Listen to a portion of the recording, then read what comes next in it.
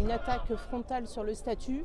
Donc le statut qui permet aujourd'hui à chaque citoyen d'être traité de manière égalitaire. Et donc demain, la contractualisation, l'externalisation de nos missions va mettre fin au statut et c'est un véritable danger pour les fonctionnaires aujourd'hui, mais au-delà de ça, pour tous les citoyens. Tout d'abord, c'est l'abandon du statut et d'un certain nombre de garanties pour les personnels. Et c'est surtout l'introduction de personnels contractuels, donc qui vont être précaires, qui vont être moins bien formés et qui ne vont pas avoir toutes les garanties protectrices et les obligations liées au statut de la fonction publique. Les fermetures de sites, on n'en veut pas. La multiplication des tâches qui ont augmenté de 80% depuis que je suis arrivée en CIP en 2 ans, à cause du prélèvement à la source surtout. Aussi les départs en retraite qui ne sont pas remplacés, donc ça fait du personnel en moins, du travail en plus qui est réaffecté sur nous, sur notre dos, alors qu'on est déjà énormément sollicité. C'est interchangeable, c'est-à-dire que si on n'aurait plus besoin de nous pour telle mission, on sera envoyé dans un autre ministère pour faire une autre mission complètement différente sur laquelle on n'aura pas été formé, du jour au lendemain. Alors, nous déjà on estime qu'on n'a pas été formé suffisamment correctement, c'est-à-dire qu'on est chargé de répondre à l'usager. Moi personnellement j'ai eu 2 jours et demi de formation pour répondre aux usagers sur une nouvelle réglementation que je n'ai pas assimilée suffisamment, quoi.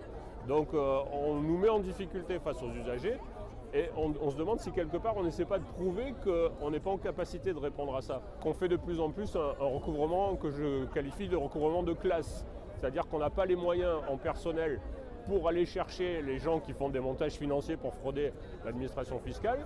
Et en matière de recouvrement, donc on s'acharne beaucoup plus facilement et de manière plus aisée sur les chômeurs, les retraités, les salariés, chez qui il est facile d'aller faire une saisie sur salaire ou sur compte bancaire. Et donc on en arrive à faire un recouvrement de classe sociale.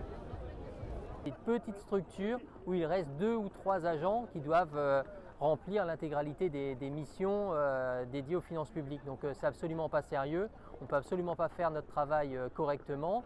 On nous resserre beaucoup la numérisation comme une solution à tout, sauf que la numérisation c'est un outil supplémentaire, mais tout le monde n'a pas accès au numérique et rien ne remplace le contact humain dans un certain nombre de cas. Ce n'est pas une machine qui peut prendre en compte les problématiques et la réalité humaine des personnes qui viennent nous voir. Fermeture de sites, on n'en veut pas. Rentrez.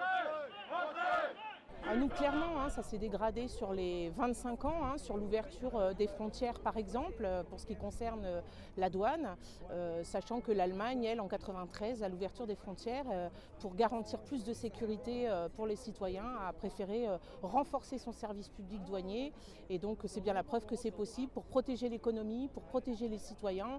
Je crois qu'il est nécessaire aujourd'hui de renforcer le service public. On n'en veut